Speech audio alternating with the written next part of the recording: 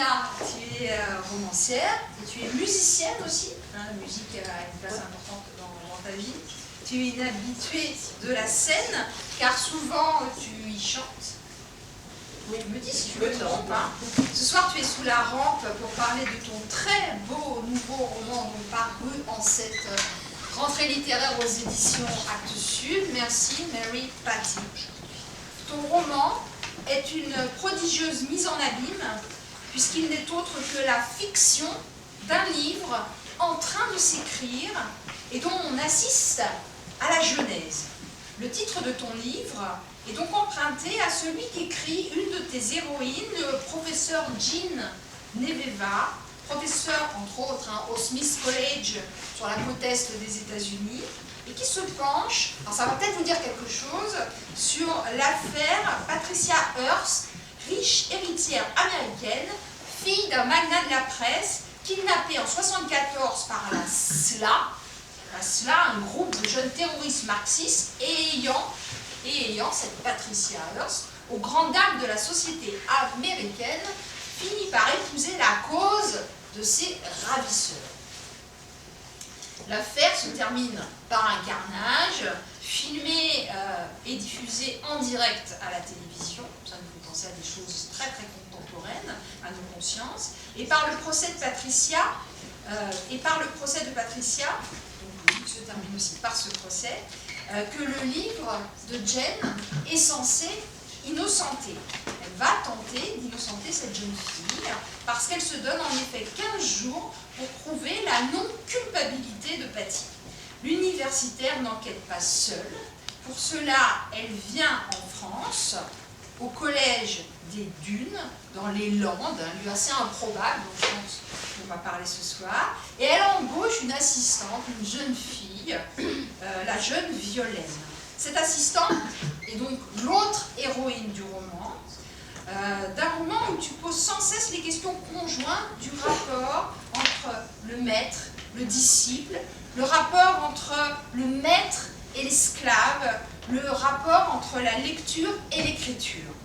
Car plus encore peut-être le miroir d'un fait divers ou le tableau édifiant de l'Amérique des années 1970, ton roman est une œuvre, Lola, je pense, qui interroge sans cesse la création littéraire. Quels sont les faits qui commandent l'écriture? Que garde-t-on du réel? Que jette-t-on de ce réel quand on écrit? Qui sommes-nous pour juger? Être objectif, exhaustif quand on écrit? Et enfin, qui décide des mots? L'auteur, la romancière ou le réel lui-même? Donc dans ce roman, plusieurs destins se croisent, réellement ou de façon fictionnelle, pour qu'au bout du compte n'émerge qu'une seule évidence, celle de la jeunesse et de sa liberté à procéder à des choix radicaux. Parce que Patricia, elle est toute gamine. Elle a 19 ans. Elle a 19 ans. Et quand on pense à ce magnifique livre, qui a été un immense succès, que tu as écrit précédemment, La petite communiste qui ne souriait jamais, quand on pense à ce livre, ou quand on lit la dernière phrase de ton roman, disant que le cours de Jean est interdit aux adultes, on devine, Lola, ta fascination pour le monde de l'adolescence. Alors, ma première question est la suivante. Est-ce que tu pourrais nous expliquer ta fascination, ta passion pour les toutes jeunes filles, parce qu'il en est quand même question de roman en roman?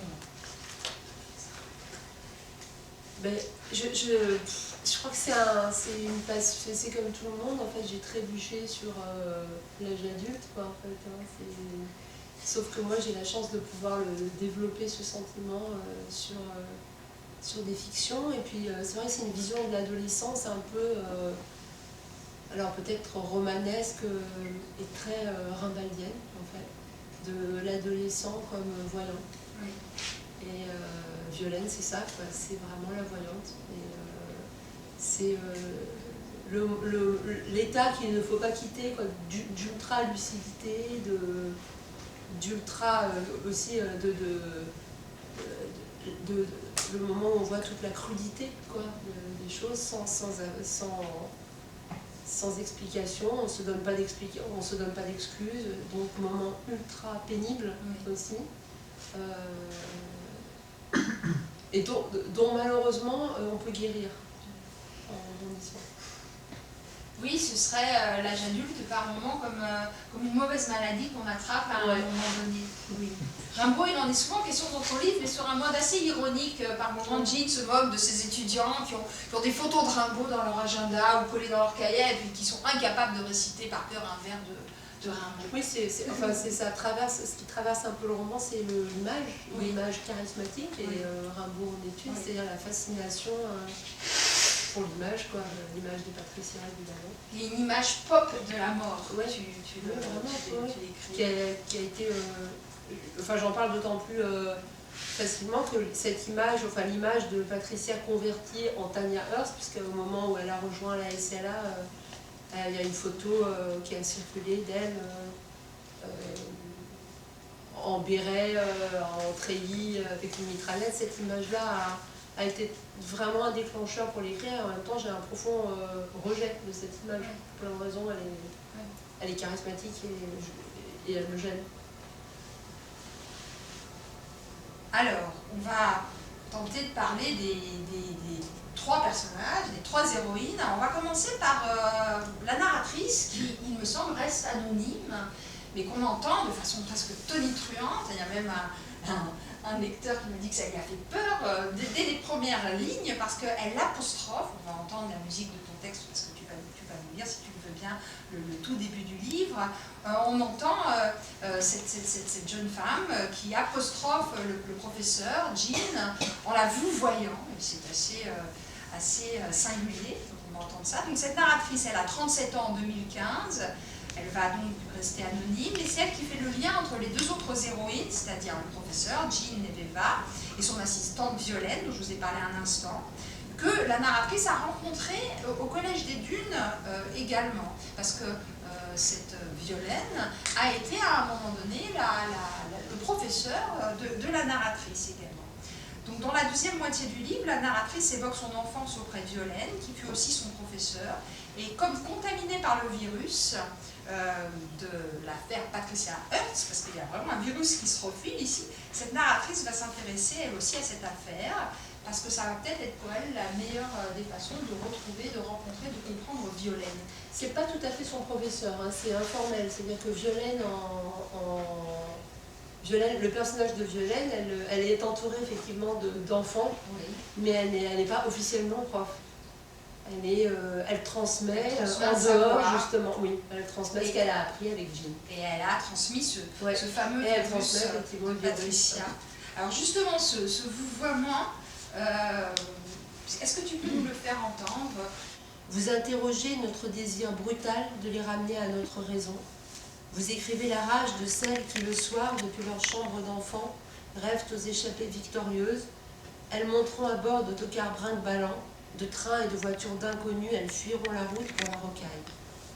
Mercy Mary Patty, votre ouvrage, publié en 1977 aux États-Unis, leur est dédié, qui vient d'être réédité, augmenté d'une préface signée par vous et d'une courte note de l'éditeur. Il n'est pas encore traduit en France. Il se termine par des remerciements, ainsi que votre biographie, depuis l'obtention de vos diplômes en littérature américaine, histoire et sociologie, jusqu'au poste que vous avez occupé. Chicago University 1973, Collège des Dunes, France 1974-75, lectrice à l'Université de Bologne en 82, et enfin Smith College, Northampton, Massachusetts. Des articles parus ces derniers mois dans la presse universitaire soulignent l'importance de vos recherches. Les magazines s'interrogent sur ce qu'ils appellent votre retour en grâce. Le New Yorker vous consacre 2 colonnes, une théorie controversée, Jean Neveva et ses jeunes filles chavirées, de Mercy Shore en 1690 jusqu'à Patricia Hearst en 1974. Alors, cette Jean, elle va venir au Collège des Dunes en France, dans les Landes, pour faire des recherches sur Patricia, et elle a une espèce de mission, une gageure impossible, réussir à écrire un texte en 15 jours pour innocenter cette jeune fille. Alors cette gageure, elle s'explique, toute cette alchimie exposée ici. page 15. Vous avez 15 jours. Oui. En fait, elle a été, Jean Neveva, elle est finalement, c'est un avocat de l'équipe Hearst, mais c'est le dispositif que je mets en place, c'est qu'un avocat de l'équipe du procès, parce que Patricia Hearst a 4 avocats, donc moi j'imagine un des avocats qui, comme c'est le cas aux États-Unis, fait appel à plein d'experts, et il choisit aussi Jean Neveva, et c'est pour ça qu'elle a 15 jours. Voilà. Vous avez 15 jours pour trouver dans le carton débordant de photocopies de quoi rédiger une expertise qui innocentera cette gamine autour de laquelle la presse américaine s'affole à l'approche de son procès. 15 jours pour trancher. Qui est la vraie Patricia? Une marxiste terroriste? Une étudiante paumée? Une authentique révolutionnaire? Une pauvre petite fille riche, héritière à la dérive? Une personnalité banale et vide qui a embrassé une cause au hasard, un zombie manipulé, une jeune fille en colère qui tient l'Amérique dans le viseur. Une fille qui agace beaucoup les Américains. Oui.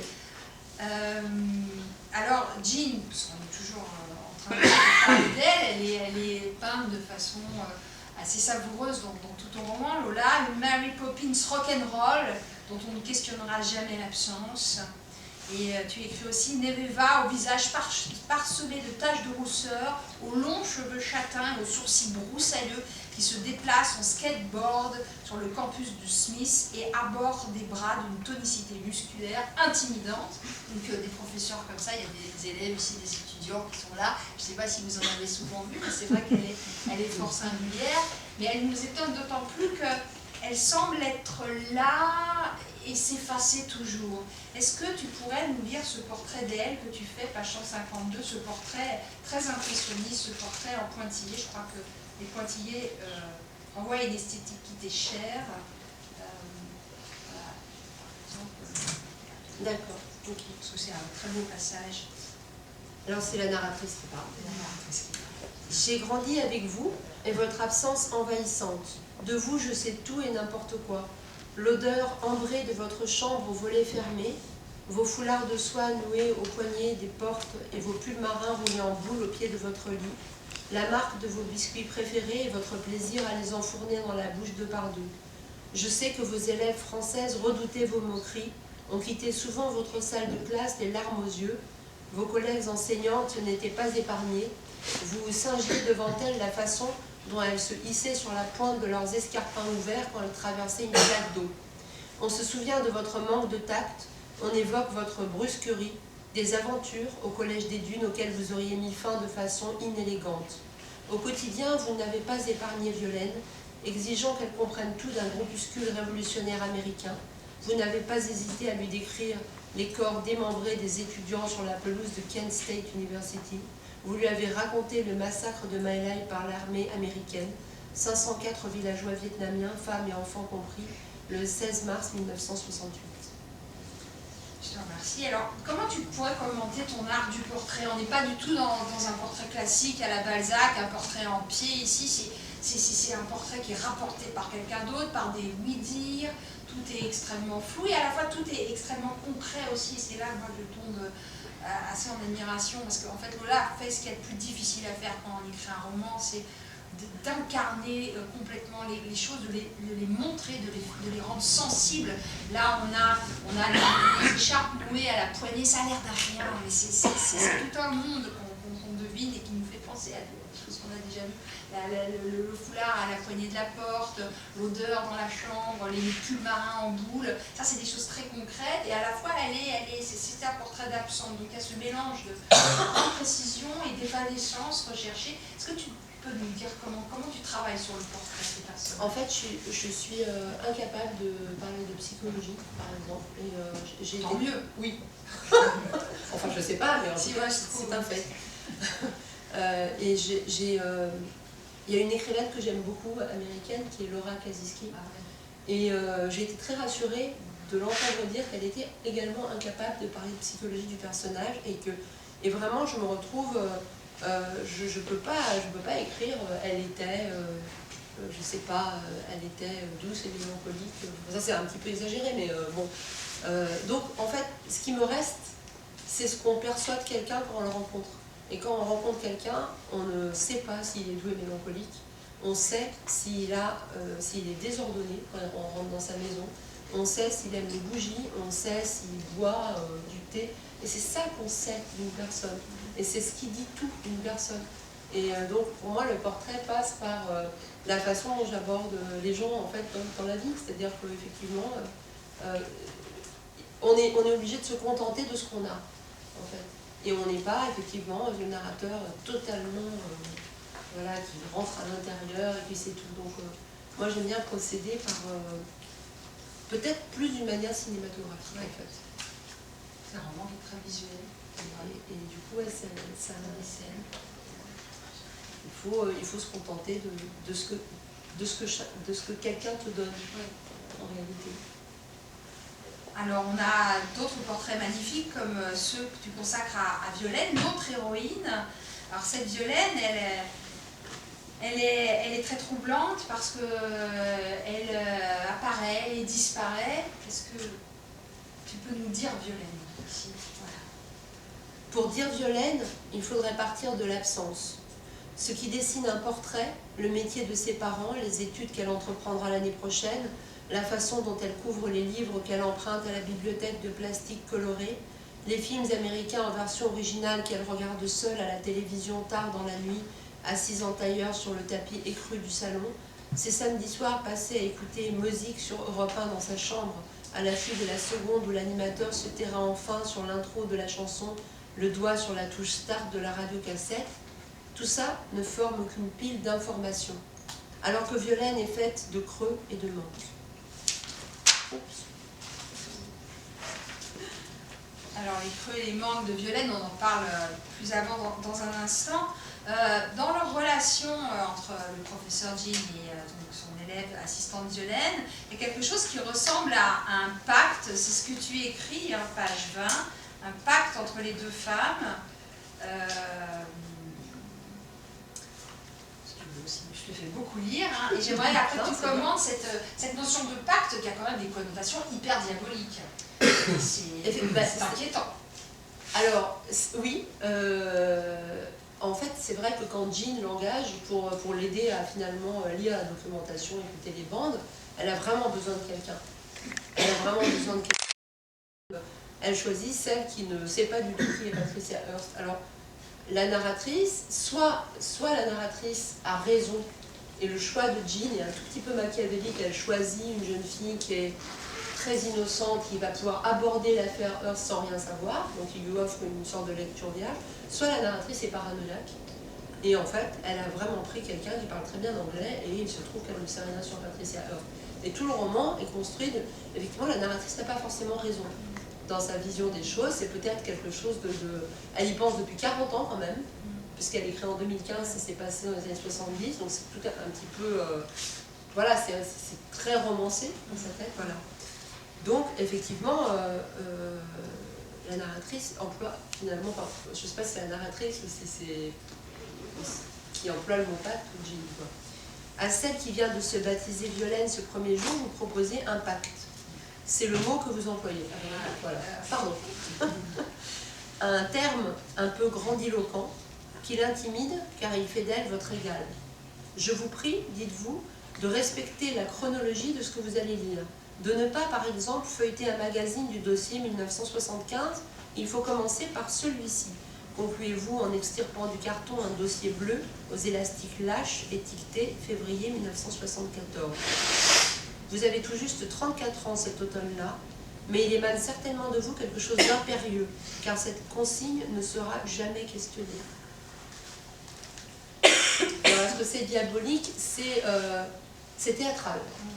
C'est théâtral et effectivement, ça fait de Violaine quelqu'un qui a une mission très importante et oui, ça la met dans une ambiance un tout petit peu étrange. Oui.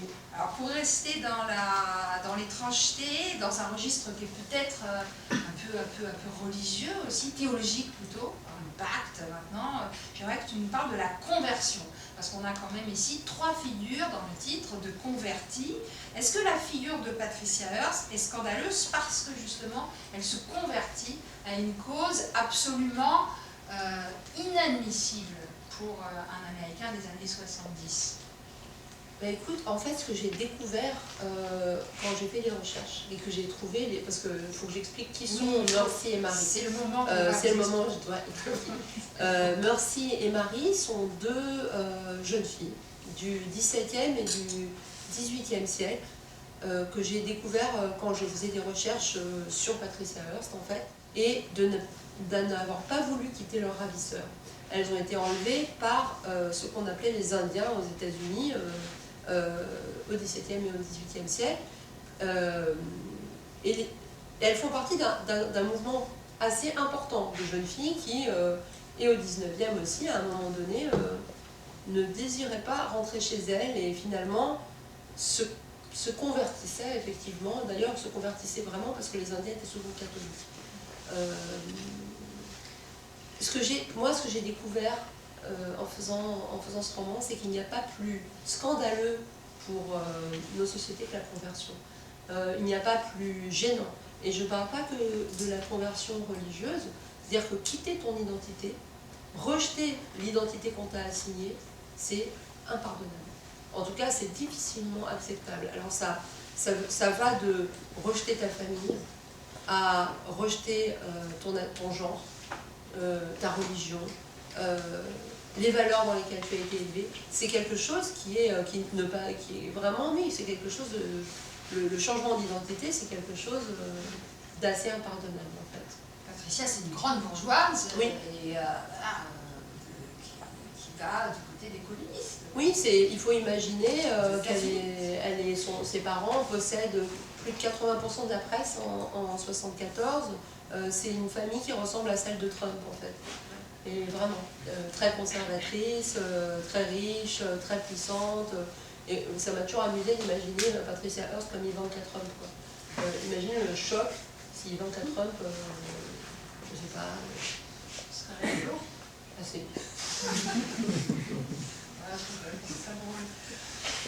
Alors, dans ton roman, tout est possible, tout advient parce que les rôles s'inversent sans arrêt. On a le maître, on a l'élève, et puis progressivement, le disciple semble dépasser le maître. Alors au début, tu écris que Violaine, elle est celle qui se soumet, parce que c'est la narratrice qui parle, à vos exigences, traduire, jeter, refaire, écouter, deviner, petit cobaye honoré de lettres. Donc la narratrice, s'adressant au professeur Jean, dit voilà comment vous considérez Violaine. Et puis progressivement, Violaine reprend du poil de la bête par rapport à son maître, et à la fin du livre, on lit ce jour, enfin vers la fin du livre, pas la toute fin, mais page 180, on lit jour 17, hein, ce jour où les rôles entre vous s'échangent, se font poreux, je passe, ce jour où vous, lui, obéissez. Le maître va obéir à son disciple. Qu'est-ce qui se passe? Qu'est-ce que tu décris ici, Lola? Qu'en est-il de cette relation maître-élève? Est-ce que tu penses que c'est une relation qui doit rester comme ça, inaliénable, ou à un moment donné, évoluer, changer Alors, en t'entendant lire ces extraits, je me dis qu'il y a quelque chose qui a compté pour moi dans la rédaction de ce livre, c'est que je suis la fille d'un 18e-iste. Et que mon père a été un des grands spécialistes de Diderot. Et que donc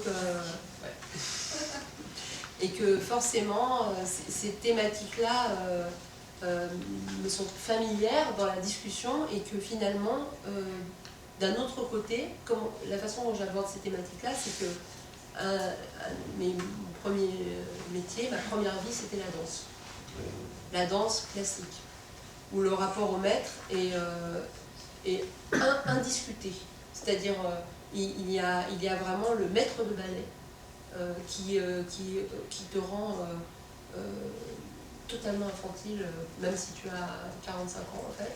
C'est même pas le problème de l'âge, c'est-à-dire que le savoir est d'un côté, toi tu es honoré s'il te corrige, c'est ça. Donc moi j'ai baigné dans ça, et politiquement, toute mon éducation politique, elle tend à essayer de contrer ça. Très difficilement pour moi, parce qu'honnêtement, c'est un truc qui m'imprègne quand même beaucoup. J'ai toujours beaucoup d'admiration pour plein de gens, donc je me remets toujours en position de maître élève, mais politiquement, je trouve, par exemple, la place de l'écrivain, aujourd'hui, voilà, le fait que vous soyez loin, comme ça, puis que moi je sois là, je trouve ça un peu gênant. Oui, normalement, ils sont plus près, je ne sais pas ce qui s'est passé, là, on vous a éloigné. Et voilà, et c'est aussi une question, c'est une vraie question quoi, sur notre place. Voilà, et sur, là c'est pas pareil, voilà. En plus on n'a même pas de micro donc c'est plus sympa et tout ça, mais c'est aussi une interrogation sur ce que c'est d'être dans cette place où on t'écoute et où les gens pensent que tu vas dire quelque chose qui mérite d'être noté et tout ça, et c'est sans doute un questionnement que j'ai et une volonté que la littérature soit pas ça. Tu parles souvent de la légitimité de la voix de l'écrivain. C'est une question qu'on peut se poser. Oui, et je crois qu'il faut vraiment... ça me choque, en fait, les écrivains qui prennent cette place comme ça de légitimité, tu vois, même dans le roman. J'ai vraiment du mal avec le roman qui intimide le lecteur d'une manière qui le remet à sa place. Qui assène les choses. Ah ouais, c'est un problème. Alors, donc là, effectivement, c'est une tentative que les choses soient beaucoup plus inattendues et que finalement, c'est vrai que Violaine, du haut de ses 19 ans, et ce qui est assez important, elle n'a pas d'éducation politique, elle écoute les messages de Patricia Hearst, elle écoute les messages d'une fille de son âge, et tout d'un coup, elle se dit, elle la comprend sans la comprendre, c'est-à-dire elle se dit en fait, il y a quelque chose qui ne va pas dans cette histoire. Et elle reconnaît finalement des paroles d'évadée, qui n'est peut-être pas une captive. Et toi, tu rends vraiment hommage à cette... Enfin, la narratrice, ou toi, rend hommage à cette Violaine qui semble avoir dépassé le maître à un moment donné. Ici, tu le dis bien. L'adolescente Violaine vous a été une colonne vertébrale quand il semblait que ce fût l'inverse. Elle vous a rappelé à vous-même journellement, elle qui a laminé votre tentation de complaire au Hearst et à l'avocat. Violaine a été votre vigie, et elle n'a pas su, comment l'aurait-elle pu, si loin des États-Unis, ce que je suppose aujourd'hui. Votre rapport n'a pas servi, la défense l'aura refusé. Il semblerait que vous n'ayez pas témoigné au procès de Patricia Hearst, vous n'êtes donc pour rien dans sa libération anticipée, 21 mois après le verdict. 15 jours de boulot pour rien, en fait. Hein. Sauf, on a découvert... Mais, sauf que c'est vraiment sauf que c'est... finalement, c'est le poids de la rencontre. C'est-à-dire, effectivement, oui, 15 jours de boulot pour rien, parce que son rapport ne sert pas. Mais c'est la rencontre extra-familiale, parce que ce qui m'intéressait, c'était de montrer la façon dont les choses se transmettent en dehors des liens familiaux. Parce qu'on associe toujours transmission et famille. Et là, la vie de Violaine est totalement bouleversée par ces 15 jours. Elle sert, effectivement, elle est un peu la fille à tout faire, hein, elle fait tout, elle traduit, elle relit, mais peu importe qu'elle ne serve pas, les questions qui lui sont renvoyées, un peu durement quand même, sa vie ne sera plus jamais la même. Et c'est ce que je pense qui doit arriver en fait quand on fait une vraie rencontre. Mais une vraie rencontre, ça peut être avec un livre. Quand tu rencontres un livre, une personne, un prof, ta vie ne sera plus jamais la même. Alors on a d'autres moments où les rôles s'inversent, c'est dans le rapport maître-esclave ou bourreau-victime. On imagine bien que Patricia qui a été kidnappée, elle est la victime, elle est une sorte d'esclave de ses maîtres de la SLA, et pourtant elle le concède, son kidnapping a été un soulagement, un deus ex machina providentiel, vêtu de treillis militaires, et dans la bande 3, diffusée le 9 mars 1974, qui coûte donc dans ses travaux de recherche la petite Violaine, elle entend Patricia dire à ses parents « Maman, papa, il paraît que dans tout le pays, les gens supplient la SLA de me libérer. Pourtant, ce ne sont pas eux qui me font du mal, c'est le FBI et votre indifférence aux pauvres. » Alors, Lola, dans quelle mesure cette inversion des rôles est-il pour toi, dans la construction de ta fiction, un puissant ressort romanesque? Qu'est-ce qui t'a fasciné Ce qui m'a fasciné, c'est que ce qui m'a fasciné, c'est qu'on ne peut pas savoir la vérité d'abord, et que surtout, ce qui m'a fasciné, pour revenir à Mercy et Marie, c'est ce que j'ai découvert avec Mercy et Marie, c'est-à-dire que au moment où elles sont restées avec les Indiens, il y a des textes, pour Marie en tout cas, il y a un texte. Il y a des textes, je les ai lus, c'est un document historique qui est incroyable, hein, quand même. C'est un récit d'une femme qui raconte déjà au XVIIIe siècle, enfin je veux dire, c'est énorme. Et ce qu'elle dit, et ce qui a été analysé par quantité de profs américains, de chercheurs, c'est quelque chose qui m'a profondément perturbée. Et c'est ça mon ressort romanesque, c'est que j'étais très perturbée parce que ce qui est dit, c'est que leur captivité, dans leur captivité, elles trouvent plus de liberté que dans leur liberté. Alors je m'explique, parce que autant dire que quand j'ai lu ça, j'étais... c'est quoi ce jeu de mots? Enfin bon, je trouvais ça un peu bizarre. Et en fait, ça s'explique très bien. C'est que ces jeunes filles capturées par les Indiens, elles étaient dans une vie extrêmement enfermée. Elles étaient à la cuisine, elles n'avaient le droit de lire que la Bible, on les mariait à 15 ans. C'était leur vie, c'était les puritains américains. Et au moment où elles ont été capturées, elles se sont trouvées à l'air libre, déjà physiquement. C'est-à-dire elles ne sont plus dans leur maison, dans leur cuisine, elles sont dehors. Et les Indiens ont besoin d'elles et ont besoin de leur apprendre des gestes. Elles apprennent à faire du feu, elles apprennent à recharger une arme, elles apprennent à tisser, c'est raconté. Et que donc le fait d'apprendre des gestes, ben, évidemment, on fait des personnes plus autonomes. Du coup, elles nouent des liens avec les Indiennes. Parce que c'est comme ça, sinon elles ne survivent pas en fait, c'est une question de survie. Au moment où j'ai lu ça, c'était beaucoup moins perturbant, c'est-à-dire c'était très concret. Et sur Patricia Hearst, comme j'ai lu le procès, qui fait 900 pages, il y a un petit peu la reproduction de ça, c'est-à-dire qu'elle vient d'une famille de milliardaires très coercitifs, qui l'enferment dans des pensions religieuses constamment, elle se fait renvoyer, on l'enferme. Elle est fiancée à 19 ans, la seule chose qu'on espère d'elle, c'est qu'elle se marie. On espère absolument rien d'elle, hein. Elle est très... Voilà, on ne pense même pas qu'elle va reprendre le business, quoi, en fait. Hein. C'est pas du tout le cas. Et tout d'un coup, même si c'est quelque chose d'extrêmement violent, elle est avec une... Il faut dire que la SLA, c'est des gens qui ont son âge, qui sont plus ou moins de la classe moyenne américaine, qui se ressemblent un peu, ils sont étudiants. Ils disent au père de Patricia, ben, donne-nous c'est 2,5 millions au début, 2,5 millions de dollars, mais avec ça, tu vas nourrir les pauvres en Californie. Et au début, tout le monde rigole et tout le monde dit, mais il n'y a pas de pauvres en Californie. Et cette demande de la SLA montre qu'il y a plus de 4 millions de personnes à nourrir. Et c'est à peu près sûr que quand elle a vu ça, elle avait 19 ans, qu'elle a été bouleversée. Et donc, dans cette captivité, son esprit fait face à des nouvelles questions et d'une certaine façon, oui, elle trouve plus de liberté.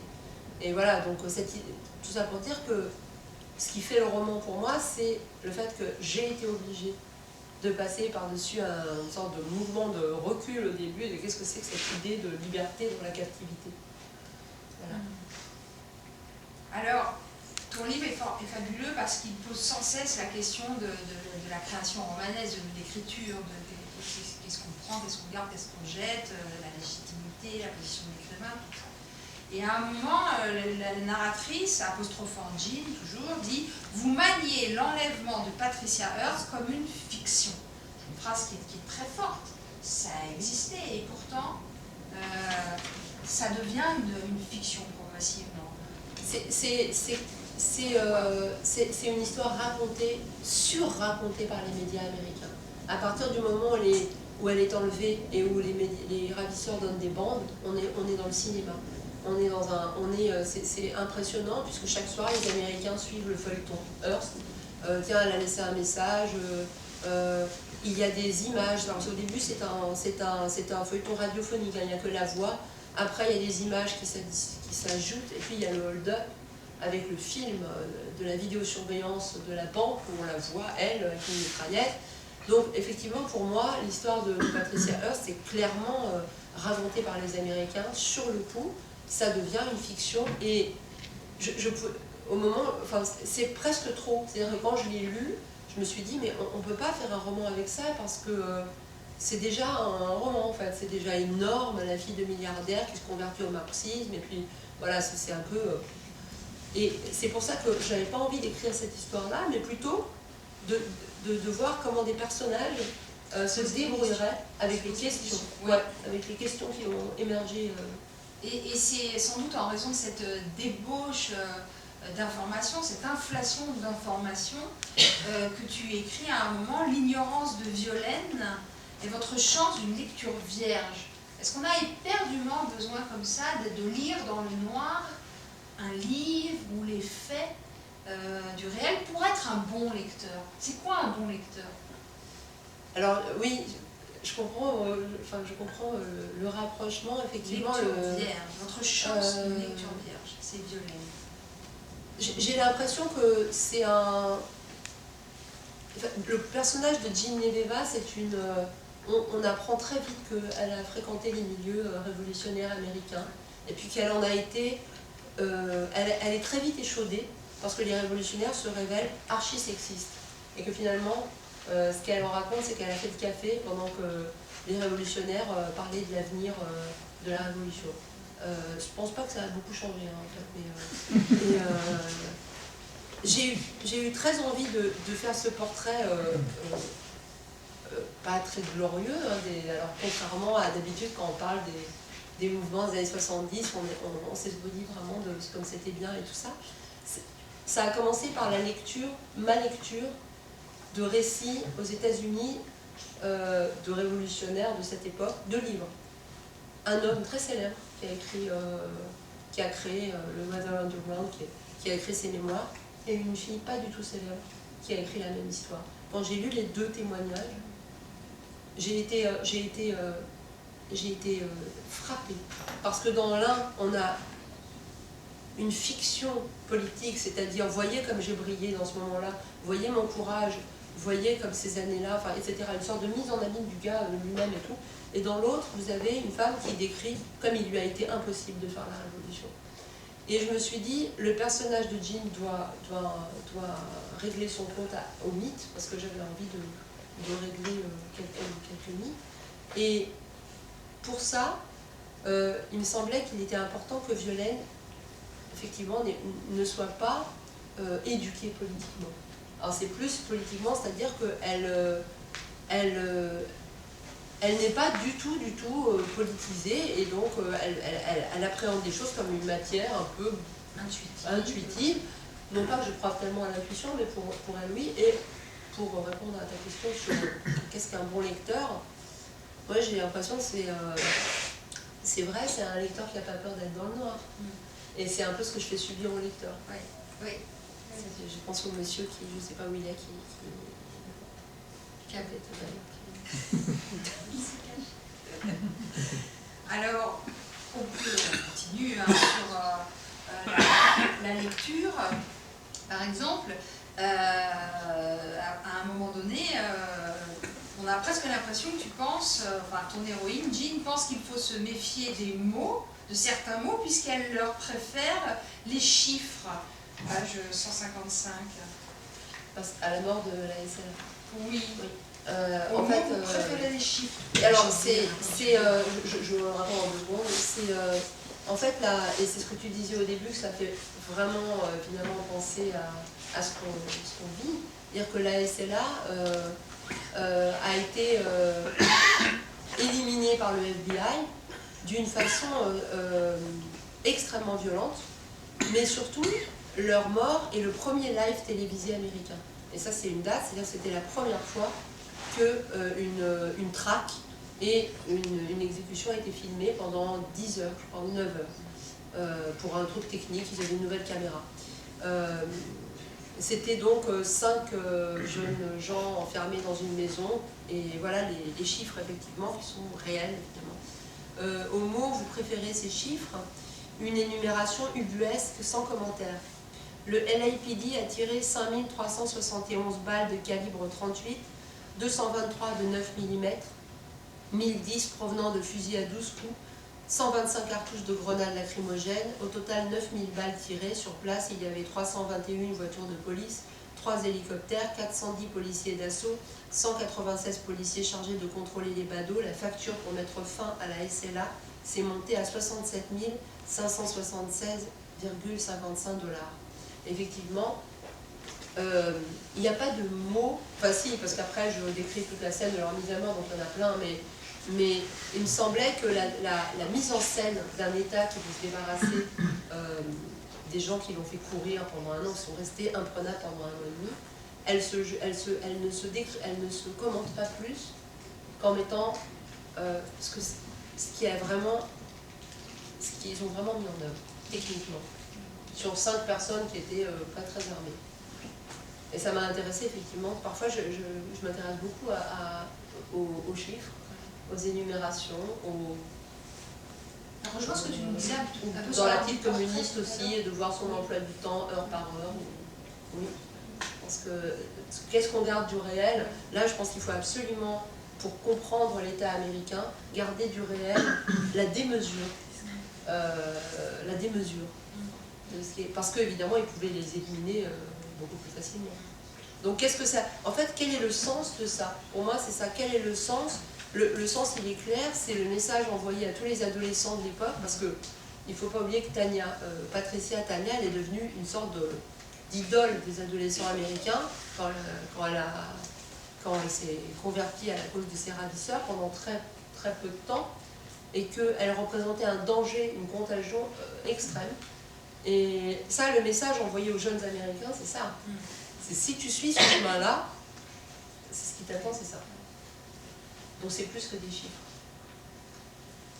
Alors, on a parlé de la lecture. Pour ce qui en est de l'écriture, vous écrivez des histoires sans épilogue ni vérité révélée, une équilibriste en zone grise qui surgit quand on ne l'attend plus. Et puis on retrouve cette image du funambule cette fois-ci, cette posture du funambule. Vous la revendiquez en préambule. On ne trouvera dans ces pages ni victime, ni coupable, ni sainte martyre ou héroïne révolutionnaire. Et plus loin, on lit, enfin c'était avant, on lisait, cette position d'équilibriste, vous semblez la cultiver, etc. etc. Donc, funambule, équilibriste, apparemment, ces images d'être en apesanteur sont très chères. La petite communiste, c'était Nadia Comaneci, qui était elle aussi en lévitation presque. Pourquoi c'était aussi attaché que cela à ces métaphores-là de la grâce, pas de la pesanteur, mais peut-être une forme de grâce? Parce que pour moi, le roman tel que je l'imagine, idéal pour moi, en fait, c'est celui qui ne s'appesantit pas. C'est-à-dire que, comme tu disais au début, pas un roman qui trace une réponse, c'est vraiment quelque chose qui me fait horreur, en fait. Donc, tout le travail, c'est de moi de disparaître en tant que personne, de qu'est-ce que je pense, de mon opinion. Là, vraiment, c'est... il y a un truc effectivement de portrait, de comment tu vas essayer de donner à voir des scènes, des gens, mais l'idée d'indiquer un message, quand quel est votre message, je frémis, quoi, enfin. Et l'idée est vraiment de laisser les portes ouvertes, et honnêtement, je me dis que j'ai dû pas mal réussir. J'ai quand même eu le prix Madame Figaro, quand même. Ah. Donc je me dis, pour quelqu'un qui voulait pas que ses opinions soient claires, c'est pas. C'est très bien. Ouais. Alors, quelque chose de très important, on en parlait tout à l'heure, avant la rencontre, toutes les deux, c'est le motif de la nourriture. Tu me disais, ça m'a fait sourire, c'était la première fois que dans un livre, tu faisais manger des personnages. Ouais. Est-ce que tu peux nous parler de cette nourriture-là? Je me suis dit que c'était très important. Elles sont toutes les deux, hein, tout le temps en face à face, parce qu'elles doivent lire la documentation, elles se voient tous les jours. Et j'ai beaucoup pensé au roman que j'ai adoré enfant. Alors on parlera des bibliothèques roses et vertes, etc. Où c'était un monde sans adultes, tout ce qui est fantomètre, tous ces trucs-là, il n'y a pas de parents. On ne sait pas où ils sont passés, voilà, ils n'existent pas. Et dans ce monde-là, dans ces romans-là, les héroïnes mangent, mais que des goûters. Il n'y a jamais de repas normaux non plus. Et j'ai vraiment voulu reproduire ça, c'est-à-dire que ce qu'elle mange, C'est vraiment c'est dégueulasse. vraiment dégueulasse. Alors justement par rapport à, à la nourriture et à la faim, parce que c'est un thème qui est prégnant dans le roman, il y a cette figure fabuleuse de Violaine, l'assistance, qui, elle, attend la faim, comme on espère l'orage. Elle espère une faim plus large que l'habitude de se nourrir à heure fixe. Elle le fabrique, ce vide qu'elle chérit pour s'y affronter, une preuve journalière qu'elle n'en est pas des vies repues de confortables renoncements. Alors, pourquoi est-ce qu'elle se protège derrière le vide? C'est quoi le problème de Violaine? Pourquoi elle recherche le vide?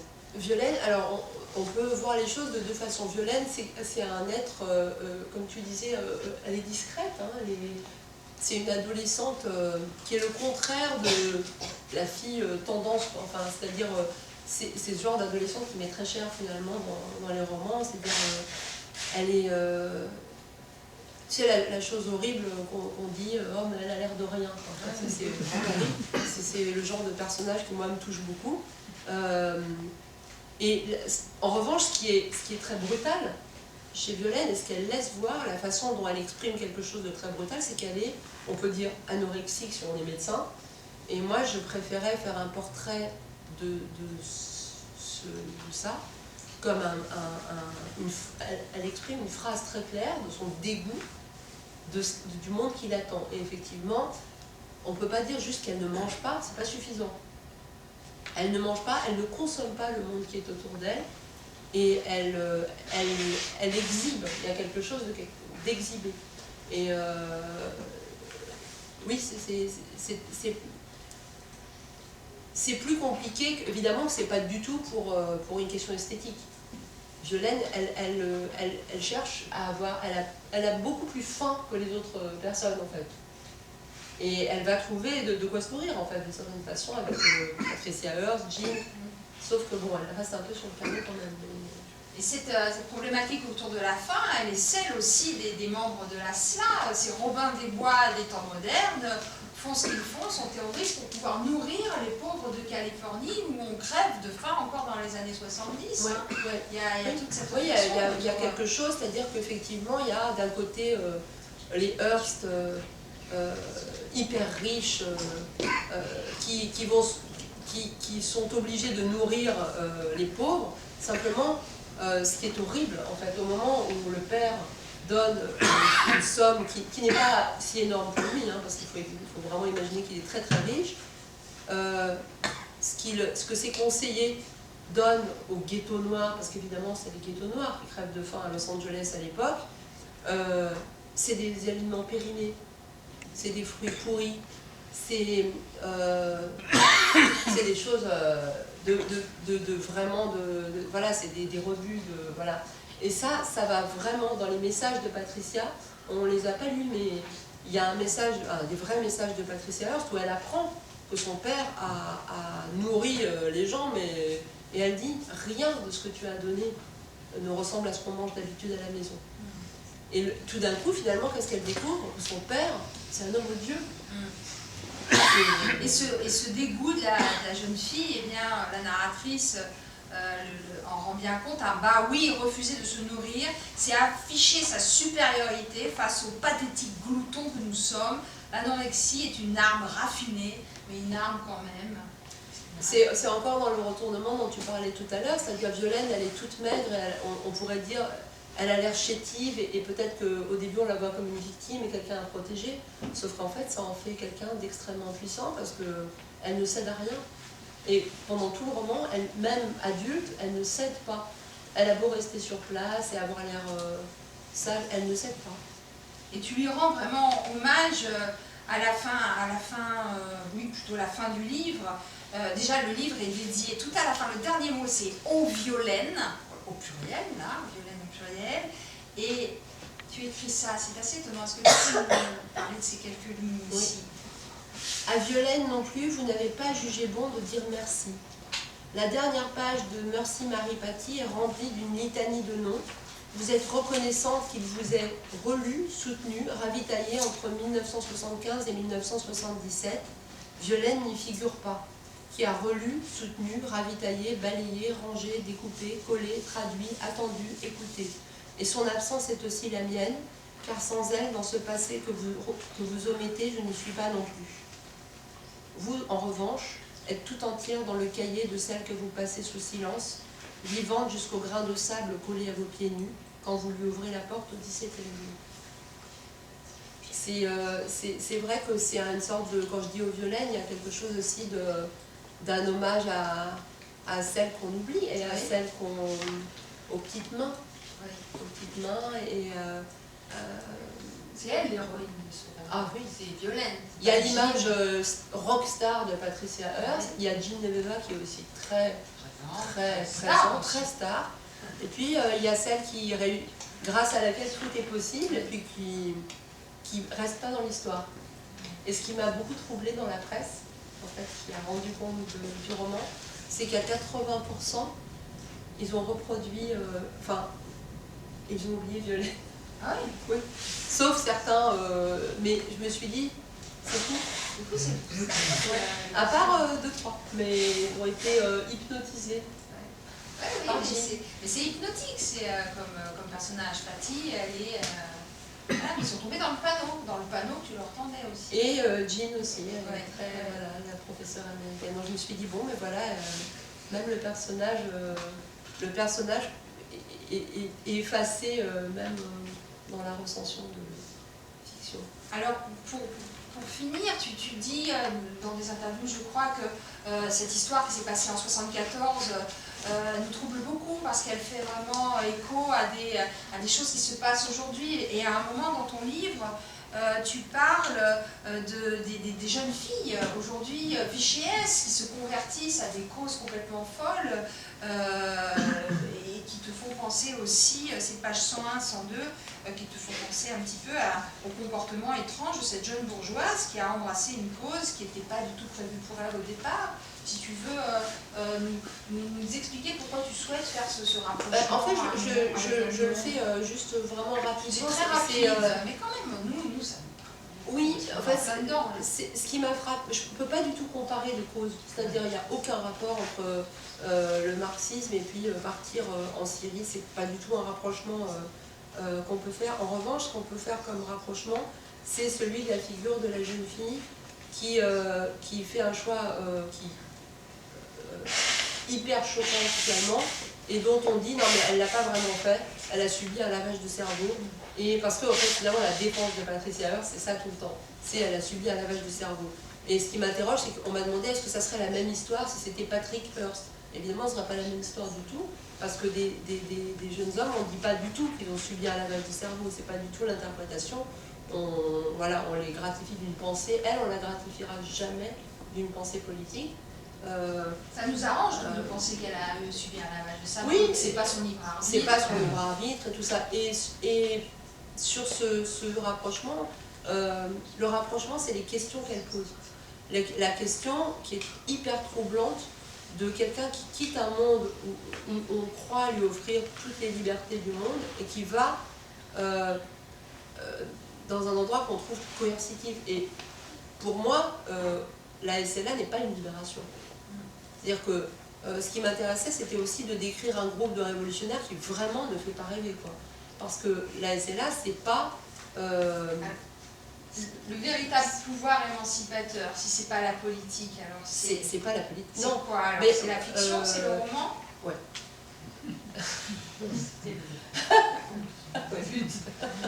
C'est pas un personnage qui est libéré, c'est-à-dire, pour moi, elle est tragiquement prise en tenaille entre sa famille, l'État américain, le FBI et les révolutionnaires, et ses avocats. Et tous veulent la transformer. Parce que finalement, la SLA la déguise en révolutionnaire, physiquement, je veux dire. Il n'y a pas pour moi de fantasme sur Patricia Hearst, mais effectivement, le pouvoir émancipateur, c'est le roman, c'est la possibilité d'imaginer un monde où les choses sont plus complexes, en fait. Alors là, je crois que tu vas avoir des questions maintenant, justement, sur le pouvoir émancipateur de la fiction en général. N'hésitez pas, on n'a pas souvent un grand écrivain sous la main. avec qui on peut causer, parce qu'une cause ici, converse, conférence, comme disait Montaigne. Je sais pas, vous aviez envie de parler. C'était pas. Est-ce que le fait que Violette elle soit renommée, ça a un rapport avec Patricia Hearst qui se fait renommer Tania? Oui. C'est vrai que, en fait, à chaque conversion, il y a un baptême.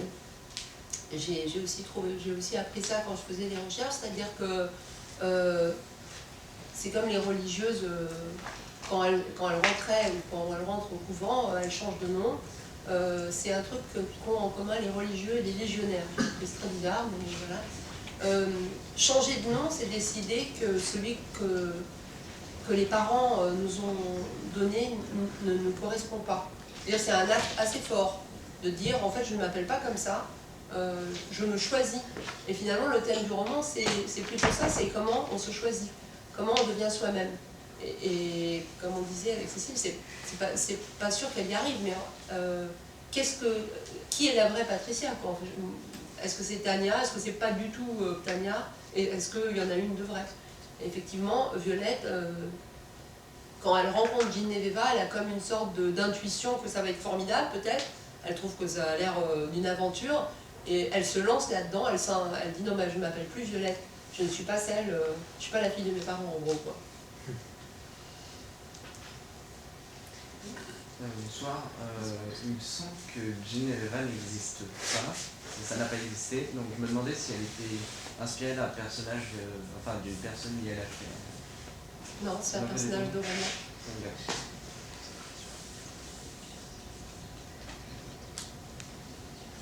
Est-ce que le type de narration est venu...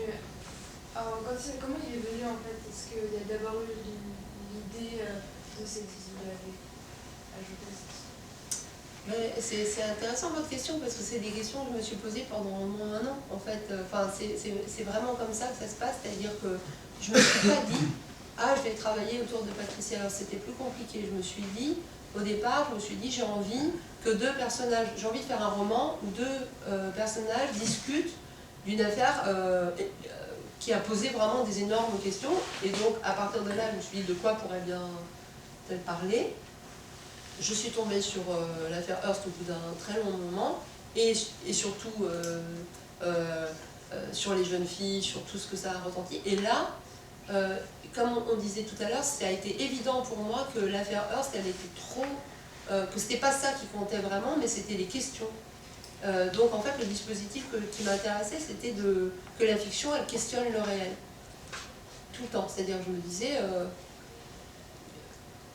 les questions du procès, en fait, qui ont été posées au procès, finalement, qui étaient est-ce qu'on n'est pas en train de faire un exorcisme de cette jeune fille de 19 ans plutôt que de lui reprocher d'avoir...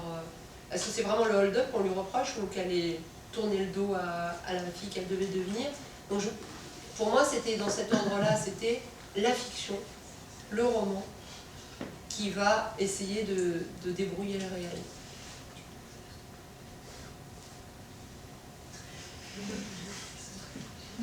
Moi j'ai vraiment adoré votre roman, mais il y a un petit truc qui m'a gênée, c'est que j'ai l'impression que vous faites dans un sens un petit peu une éloge de l'anorexie de Violaine. Et du coup, je voudrais savoir pourquoi vous avez choisi d'utiliser une maladie pour parler du contrôle. Pour parler du contrôle de la situation. Je ne crois pas que j'ai fait des... Enfin, je comprends vraiment pourquoi vous le dites, en fait. Parce qu'il ne faut pas oublier qu'au moment où Violaine elle est décrite, c'est par la narratrice. C'est-à-dire que la narratrice, elle lui est très attachée et qu'elle ne peut pas la voir comme une malade. Parce que quand vous aimez quelqu'un, vous ne voyez pas les choses comme ça. Donc si c'était un narrateur, vous voyez, classique, il décrirait Violaine, il dirait effectivement elle souffre d'anorexie. Mais là, la narratrice, vous voyez comment le lien est fort et comment elle a vécu toute son enfance auprès d'elle, et donc elle ne la voit pas malade, elle la voit comme quelqu'un c'est une héroïne pour elle. Donc c'est la vision de la narratrice qui est... Donc à mon sens, je ne fais pas d'éloge de l'anorexie, mais en revanche, ce que j'essaye ce que j'essaye de décrire, effectivement, alors là, je peux l'assumer, c'est que quelqu'un qui est anorexique, c'est compliqué. Et que elles disent, parce que quand même c'est une maladie plutôt féminine que masculine, même s'il y a aussi des garçons anorexiques, ça dit des choses moi qui me sont vraiment chères, c'est-à-dire que ça dit un refus de certains d'un monde, de certaines valeurs, et alors c'est mieux que ça s'exprime autrement que dans l'anorexie, mais en revanche ça dit quelque chose, quoi. Donc, mais voilà, c'est la vision de la narratrice. Du coup, dans le roman, vous présentez donc 3 femmes, enfin pas dans le titre, dans le roman en lui-même, et vous êtes une. Et du coup, vous identifiez particulièrement les 3 femmes, où il y a un peu de vous dans chacune, ou vraiment c'est des personnages de fiction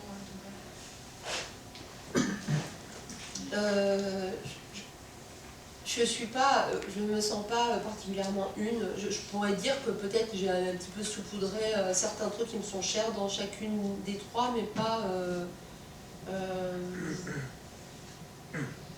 Ce serait impossible de dire, parce que d'abord, ce serait pas intéressant que je vous dise, oui, alors ça c'est tout à fait moi.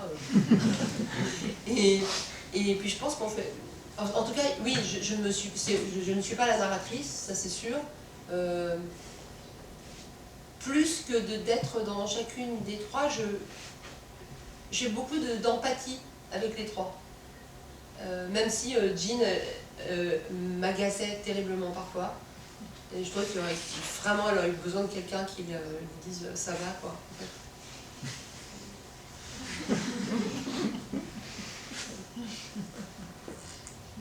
Ah, moi, c'est pas vraiment une question, mais je voulais savoir si vous pouviez revenir un petit peu sur le thème de l'émancipation individuelle ou la pensée libertaire, parce que ce que je retiens de la fin de l'échange, là, c'était quelque chose un peu étonnant par rapport à une première lecture qu'on peut faire du texte, où on se dit, finalement, la pensée libertaire ou anarchiste même, elle est véhiculée dans votre roman par les écrits de Patricia, quand elle explique pourquoi elle est séduite par la SLA. Et en fait, finalement, c'est bien plus fin que ça, d'après ce que vous expliquez, c'est presque plus présent dans d'autres dimensions de l'œuvre, donc le rapport maître-disciple, l'émancipation de l'individu, voilà, si vous pouvez... Et d'abord, la SLA, c'était pas des libertaires, c'était des marxistes et un peu foutraques quand même. C'est important parce que, comme je disais, j'ai pas pris un groupe qui a vraiment fait des choses intéressantes ou produit des textes intéressants. La SLA, quand même, est vraiment hyper problématique, dans le sens où c'était majoritairement des jeunes femmes qui se disaient féministes et qui obéissaient au leader qui était un homme. Elles étaient blanches, elles avaient un leader noir que dans un sens elles instrumentalisaient parce que elles étaient toutes de classe moyenne et lui était le seul prolétaire, un type qui était un prisonnier et qui avait un rapport pour moi encore plus problématique à on a un prolétaire dans le groupe, quelle chance. Enfin, donc si vous voulez, ce groupe, moi, n'était pas...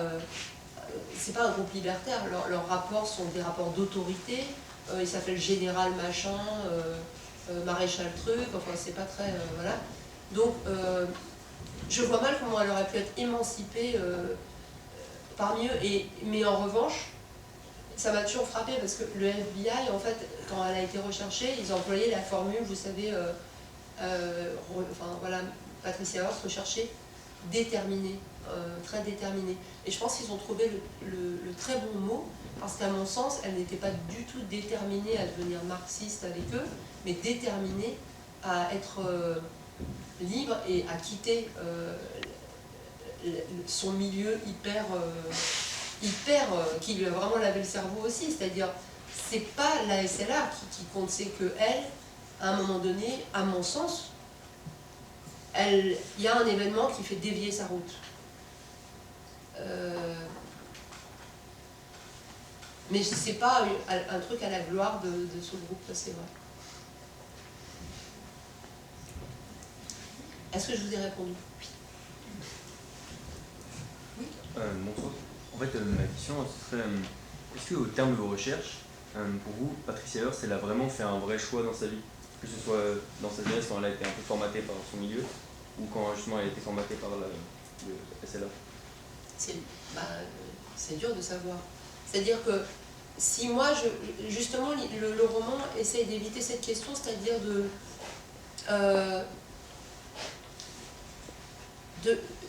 en fait, quand j'ai commencé à travailler sur le personnage de Patricia Hearst, j'ai cherché, j'étais aux États-Unis plusieurs fois, j'ai fait beaucoup de recherches, je suis tombée sur un roman qui raconte l'affaire Hearst, et le roman est vraiment bien, mais pour moi il fait quelque chose qui est très gênant, c'est qu'il parle à sa place, c'est-à-dire il s'est mis dans la peau de Patricia Hearst, et il raconte tout, c'est elle qui parle. Moi je pense que c'est impossible de faire ça en fait, et c'est bien la force de cette affaire, c'est que j'ai pas du tout envie de rentrer dans son cerveau par effraction. Toujours pas. Donc en fait c'est pour ça, et ça va dans ma réponse à votre question, c'est que c'est une fiction que j'ai mis des personnages autour qui se questionnent, mais je me voyais pas une seule fois dire ah oui là je rentre dans la banque, je suis contente de faire le hold-up, ou alors ah non ils m'ont forcé. C'est impossible quoi. C'est impossible donc je ne sais vraiment pas. Et le roman il est fait pour partager avec vous l'importance de rester dans cette question ouverte, quoi. Alors, le temps passe très très vite. Moi, ce que je vous propose, c'est de rester voilà, tous ensemble avec Lola juste à côté pour boire un verre, et puis vous pourrez prendre ses livres, quelques dédicaces si vous le souhaitez, et puis continuer à parler avec elle. Voilà, je vous remercie. Je vous remercie.